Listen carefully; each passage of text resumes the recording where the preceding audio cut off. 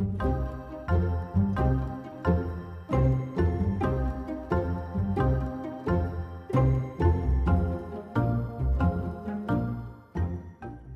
all here today because we're interested in design for wellbeing in the built environment. When I found out I was terminally ill, I thought it would be a good opportunity to stop and think about where we've come and the progress we've made in this field. It falls to me to welcome you to the University of Warwick to celebrate Libby Burton's legacy in the field of health, wellbeing and the environment, looking back but also looking forward.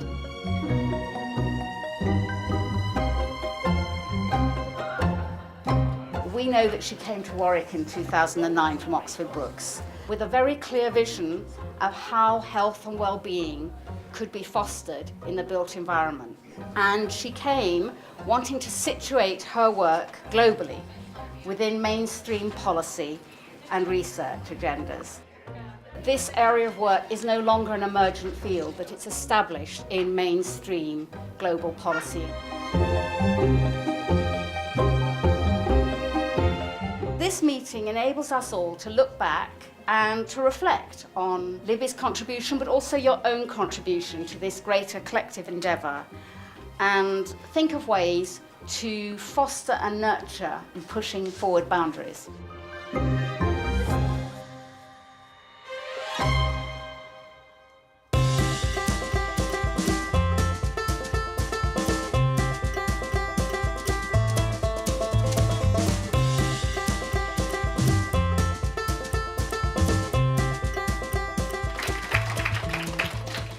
When I received the invitation, first of all, to write in the book and then to come to this, and I was extremely delighted because I'd had this very warm email contact with Libby. Unlike most people here, I had never had the pleasure of meeting her. So to come and be for 2 days amongst a very interesting community, it's a real privilege, and it's been very exciting, and already discussed a couple of collaborations with people. It's a lovely setting here, really nice. With regard to the topics I guess we're here to discuss today, and there are 3 particular projects I've been involved with that have most bearing on the issue of well-being in the built environment. The first of those looked at domestic gardens. The vibe of this symposium is amazing. It's warm, people are passionate about what they do, people are considered in their approach. Whole new vocabulary. There's lively debate. It's a great opportunity to meet people who have similar beliefs and philosophies. Everyone wants to make a difference. Everyone wants to save the world.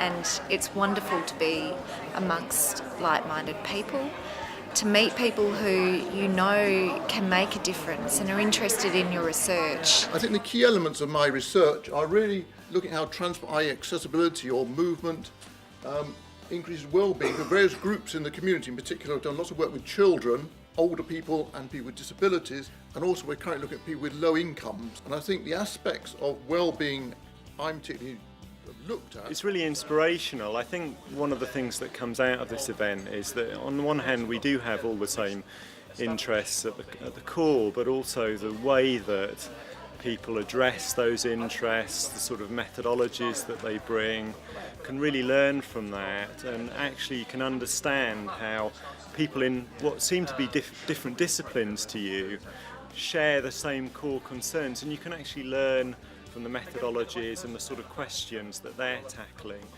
All of those are huge, big research projects, usually with about the same amount of people in this room, it seems like. Most of my work has either been on well-being or density. So as a designer, I usually take theory from other disciplines. The atmosphere of the event is very open, very friendly. It's more about dreaming than usual at a conference, so that's very nice. It's already achieved a lot, bringing people together, but I think it will do probably what Libby wanted, to bring people together for the future, possibly research, and I think it's showing who the leaders are going to be, because her legacy must be to leave a number of people who are going to lead in her field in the future. Is there enough evidence for an understanding of well-being? I really like what we mean by well-being when it comes to built environment, because there is such a diverse. I would put them into maybe three categories of physical. Yeah. We seem to find it very easy to find that common ground, and I really think we should put into practice these research findings we already have. And in this, I think I clearly follow the footsteps of Libby. With this collaborative approach, what are we trying to do? Are we talking about a collaborative approach that is both research and application? My hope, and I think Libby's hope, is really that she's coalesced people from a whole range of areas about moving the field forward in a way that's very applied and making a difference. So it's not just a talk fest about our individual research, but really honing in on what still needs to be done to reduce inequities in the world. And it's really affirming, I think, to see that coming through today, that it's not just about the built environment for its own sake, it's about harnessing the built environment to improve well-being for everyone, particularly those who are most disadvantaged. If you have to hit the ground running with a grant, that's right. You don't have time to do that, do you? No.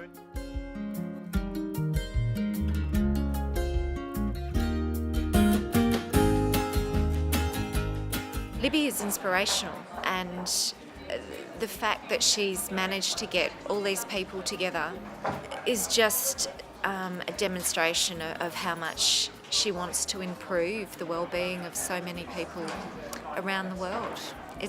She's very inspirational.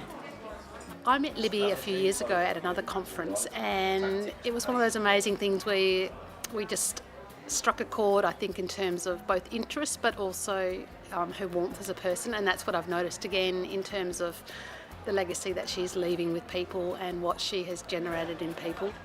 I think Libby's really amazing because she does have that quite rare gift of bringing herself and her personal vision and aspirations to her work, but also applying those great personal skills of warmth and generating that amongst other people. I think that's really amazing.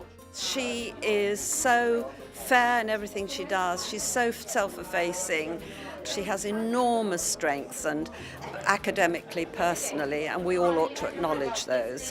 When I was doing PhD in Cardiff University, I read her book and I was really encouraged by her work, especially because very few people were there doing this research, and she had been a pioneer in her field and really encouraged by her work. I take it very seriously that I was invited here. I feel responsible for maybe fulfilling some of her dreams that I share. One of Libby's real contributions is bringing people together who wouldn't have been brought together otherwise. That's really come across strongly, not just today, but also looking at the work that she's done throughout her career. You can really see that, but also doing it in a way to enact change. So not just to have talking shops where everybody goes away and forgets about it, but actually to leave a legacy of a better world behind.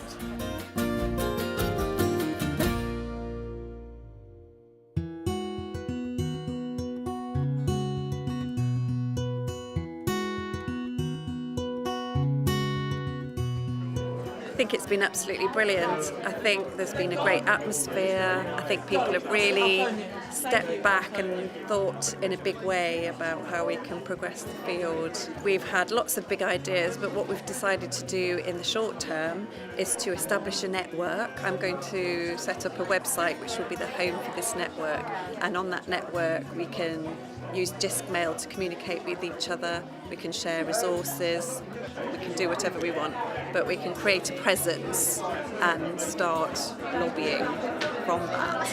And we're also going to look for funding for the network so that we can keep meeting and we can maybe have an administrator to support us. And we've also agreed that we'll write a manifesto, which is an agreed strategy. It will outline what our vision is, what our values are, and what our plans are for the short term, the medium term, and the long term. It's achieved exactly what I wanted it to achieve.